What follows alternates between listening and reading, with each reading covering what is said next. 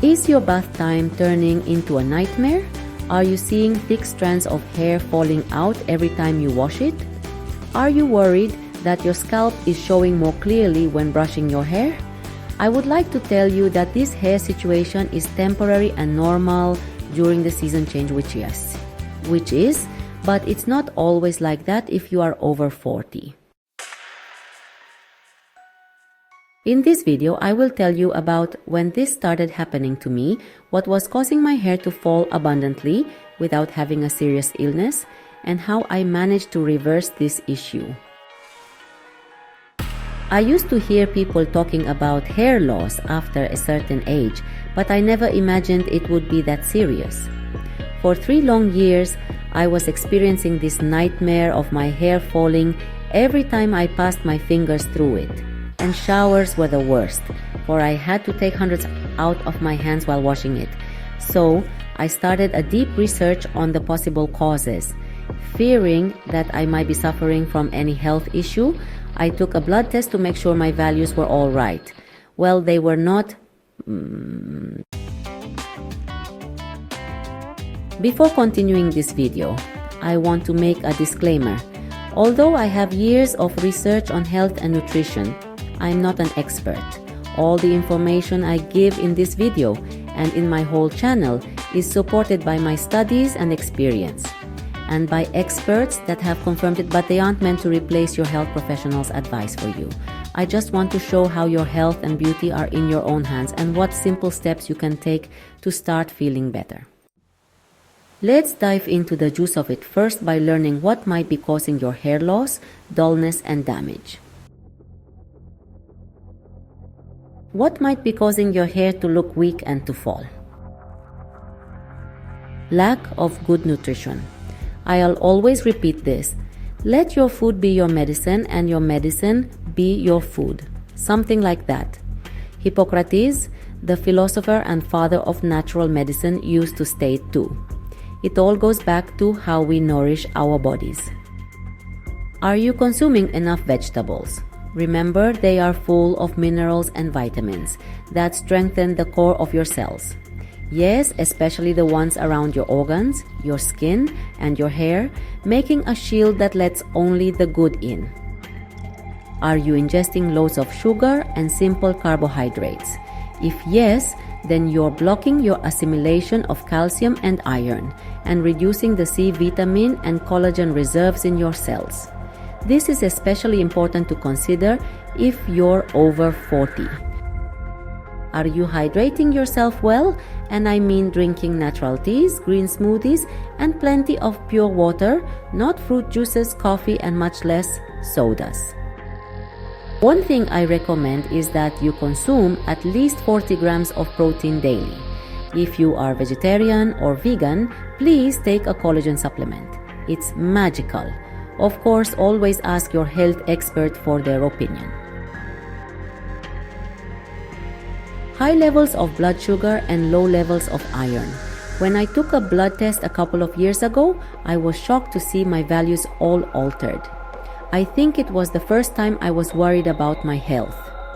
Inflammation in my body was high, vitamin D and iron storages were very low, the insulin was on edge, and my triglycerides and uric acid were pretty high.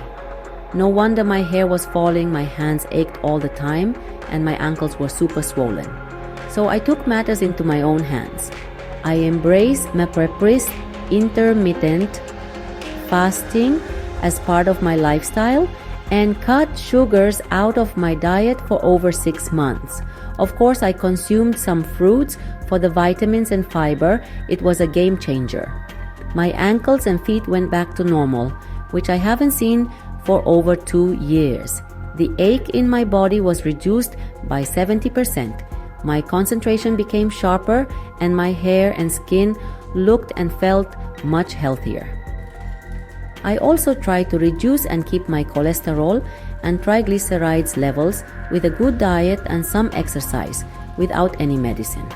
I prefer nourishing my body well so that it can find its way to be healthy. But I do take supplements like iron, vitamins D and C, and magnesium. Anyways, Be aware that taking several vitamins and minerals must be done cautiously. Normalizing the levels of these minerals and vitamins made a huge difference to my hair health. I will be making another video later on about the measures I took to improve my overall health. Stressful lifestyle. High levels of stress daily can and will damage your emotional, mental, and physical health over time. No news for anyone. Much has been said about the impact stress has on our bodies, especially our hair. So before a stressful situation, always ask yourself, is it worth my attention? Will it matter after a couple of years? Does it have a solution in the short or mid-term? And see if you really need to be stressed out. I don't mean that we don't acknowledge our feelings at the moment.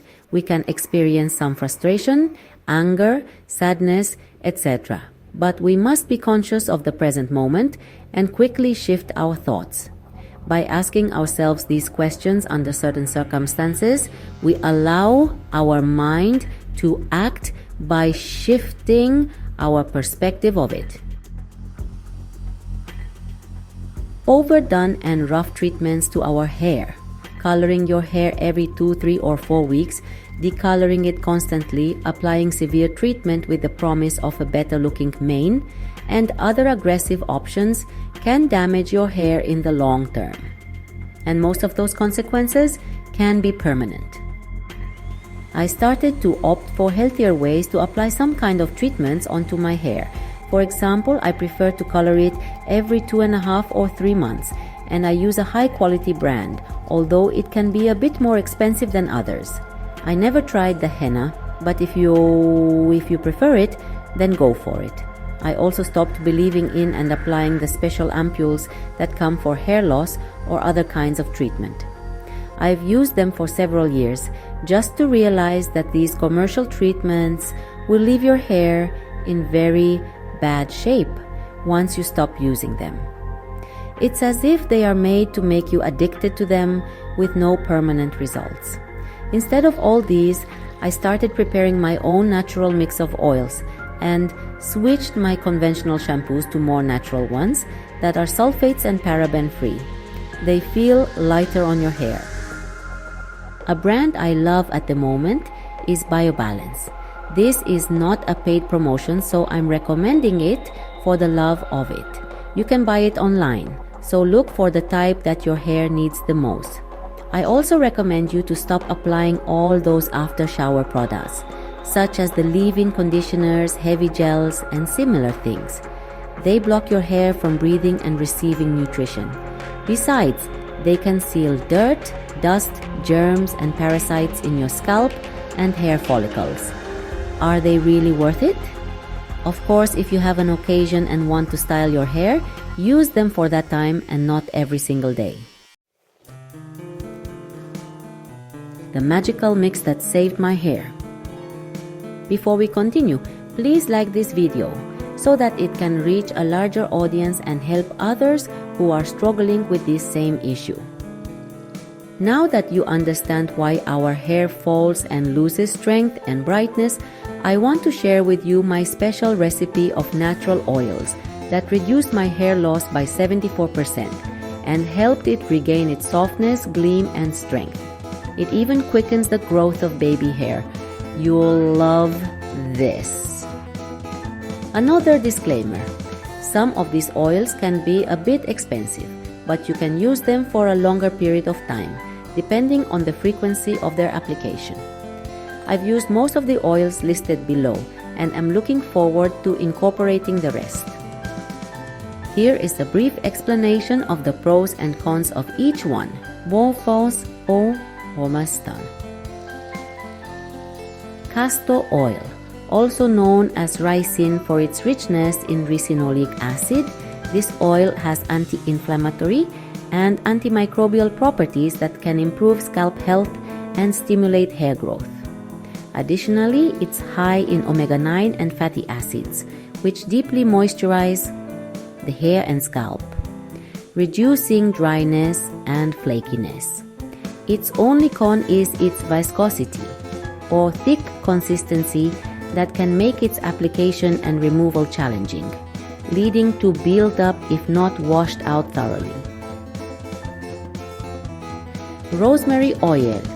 This effective oil stimulates new hair growth and improves scalp nerve growth. Besides, it improves blood circulation to the scalp, promoting healthier hair follicles. However, it may cause irritation or allergic reactions in some individuals. For that, it's advisable to test before full application. Argan oil. Packed with essential fatty acids and vitamin E, argan oil nourishes the hair, making it softer and more manageable. It also adds shine without leaving a greasy residue. However, you might find the high-quality argan oil to be expensive due to its sourcing and production process. Jojoba oil is the one that most resembles the scalp's natural sebum, helping to balance oil production. Besides, it's lightweight and easily absorbed, making it suitable for all hair types to keep them hydrated for a longer period of time.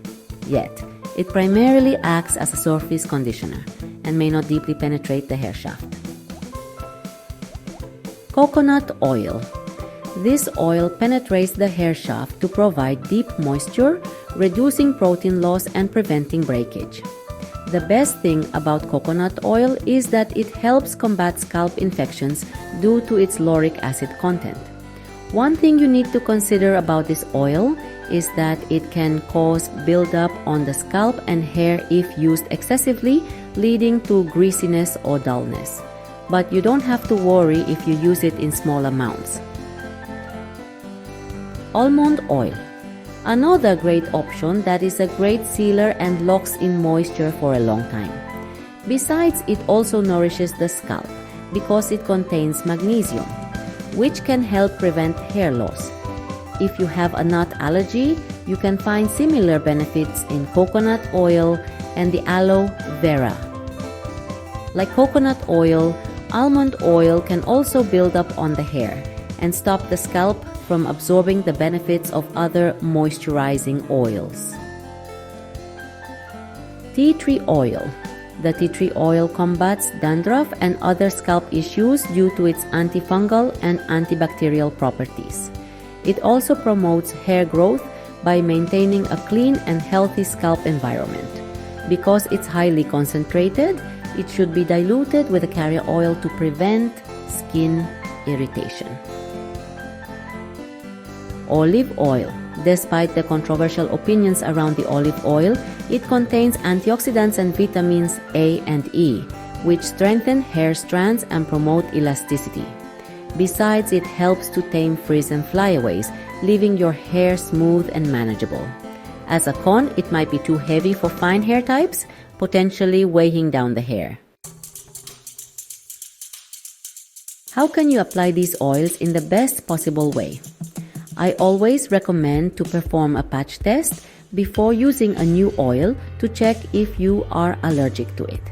Also, keep in mind that essential oils like rosemary and tea tree should be diluted with carrier oils. For example, jojoba, coconut, or olive oil. Now, for better results, you will need to spare 1 or 2 days a week for the treatment. For each time will need around 3 to 4 hours. What I do is that I mix 2 tablespoons of castor oil, 1 tablespoon of olive oil, and 1 teaspoon of rosemary oil, and apply them on my scalp while massaging it softly. I leave the mixture on for 2 hours and a half, and in the last hour or hour and a half, I mix and apply on my scalp 1 tablespoon of coconut oil and 1 tablespoon of almond oil. Later on, I will be adding the argan oil, jojoba oil, and perhaps the tea tree oil. The argan oil will be incorporated to the primary mixture and the jojoba oil in the second one. As for the coconut and almond oils, I apply them at the end of my treatment for the same reason that as they lock in moisture, they can also lock out a bit of the other oil's benefits. So I prefer to avoid the risk and use them this way. If you want quick results, I recommend you apply this mixture twice a week. You will start seeing results by the 3rd week of the treatment. After a month, you can apply it only once a week. Hope you find these tips helpful and you will soon have a healthier and more beautiful hair. Thickness will come eventually.